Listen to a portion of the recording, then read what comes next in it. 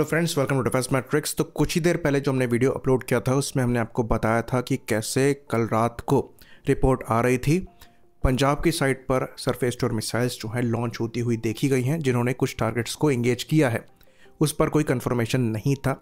साथ ही साथ हमने आपको बताया था कि कैसे सुबह से करीबन 9 पाकिस्तानी टारगेट्स पर इंडिया के लॉन्चिंग म्यूनिशंस टारगेट कर रहे हैं, जो कि रिपोर्ट किया गया है। तो अब इन दोनों के बीच में क्या कनेक्शन है ये पता लग गया है।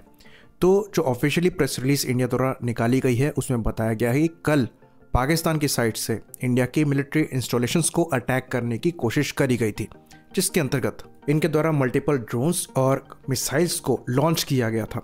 तो ये लॉन्च की गई थी नॉर्दर्न और वेस्टर्न इंडिया की कई इंपॉर्टेंट लोकेशंस पर, जो कि अवंतीपुरा, श्रीनगर, जम्मू, पठानकोट, अमृतसर, कुपवारा, जालंधर, लुधियाना, आदमपुर, बठिंडा, चंडीगढ़, नाल, फलोडी, उत्तरलाई और भुज को इंक्लूड करते हैं। तो ये शोकेस करता है कि कितना लार्ज स्केल में पाकिस्तान ने इंडिया के अगेंस्ट में कल रात को अटैक लॉन्च किया था।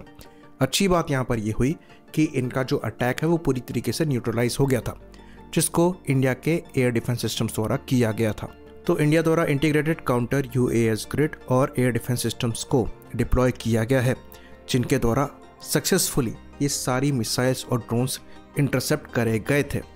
तो पाकिस्तान का कल जो लार्ज स्केल ऑपरेशन था वो पूरी तरीके से फेल हो गया था। यहाँ तक कि S-400 ने भी कई टारगेट्स को यहाँ इंटरसेप्ट किया था, जिसके बाद आज जो अटैक पाकिस्तान में हुआ है ये रिटेलिएशन में किया गया है, जिसके अंतर्गत इजरायली IAI हेरोप लॉन्चिंग म्यूनिशन का इस्तेमाल किया गया।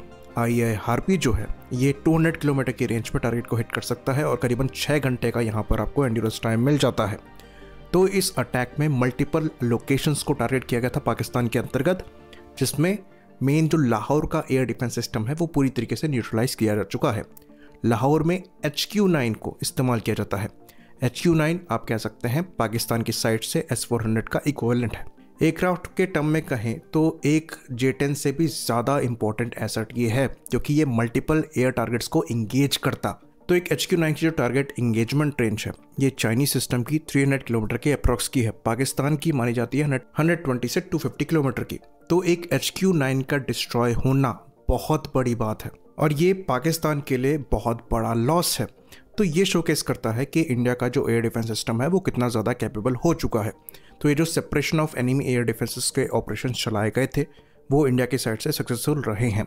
अब इसके बाद अगर किसी भी तरीके की एयर कॉम्बैट होती है या फिर पाकिस्तान पुश करता है इंडिया की साइड पर अटैक करने के लिए, तो पाकिस्तान का जो एयर डिफेंस है वो पहले से काफ़ी ज़्यादा वीक हो चुका है और अब वो वल्नरेबल स्टेट पर है।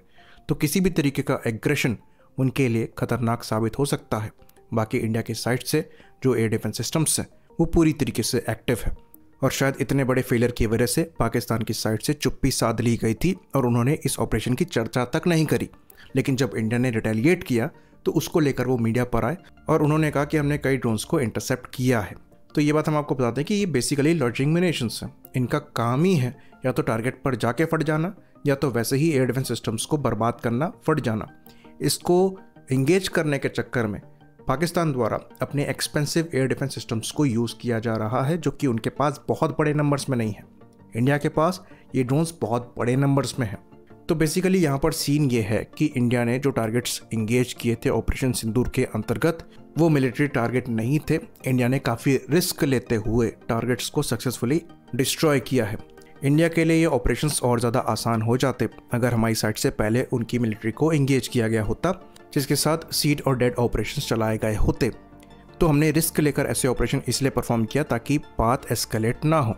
लेकिन पाकिस्तान की साइड से मिलिट्री इंस्टॉलेशन को टारगेट करना बात को एस्केलेट करता है और इसलिए इंडिया की साइड से जो रिटेलिएशन हुआ है उसके अंतर्गत जो इनके एयर डिफेंस सिस्टम्स है मिलिट्री के, उनको डिस्ट्रॉय किया गया है। बाकी ये बात भी हम आपको बता दें कि अगर एयरफोर्स फुल ऑन स्केल पर सीड और डेड ऑपरेशंस को परफॉर्म करने पर आएगी तो हमारे पास ऐसी मिसाइल्स हैं जिनका ये अता पता भी नहीं लगा पाएंगे। सुपरसोनिक मिसाइल्स हैं जो कि टारगेट को प्रिसाइजली हिट करेंगी। यहाँ पर ड्रोन्स को जो यूज़ किया गया है ये एक मैसेजिंग है, जिसके अंतर्गत भी आपका एक इम्पॉर्टेंट HQ-9 डिस्ट्रॉय किया जा चुका है। पाकिस्तान के लिए ये बहुत बड़ा लॉस है। जैसा कि हमने बताया, एक HQ-9 जैसा सिस्टम जो कैपेबिलिटी प्रोवाइड कराता है ये मल्टीपल J-10s के बराबर की है। तो अगर यहाँ पर थोड़ी बहुत भी समझदारी दिखाई जाएगी तो वो चीज़ों को एस्केलेट नहीं करना चाहेंगे। नी जर्क रिएक्शन उनके लिए ख़राब हो सकता है। आई होप इन्फॉर्मेशन यहाँ पर क्लियर रही हो। इसी बात पर इस वीडियो को हम ख़त्म करेंगे। लाइक करिए, सब्सक्राइब करिए। जय हिंद।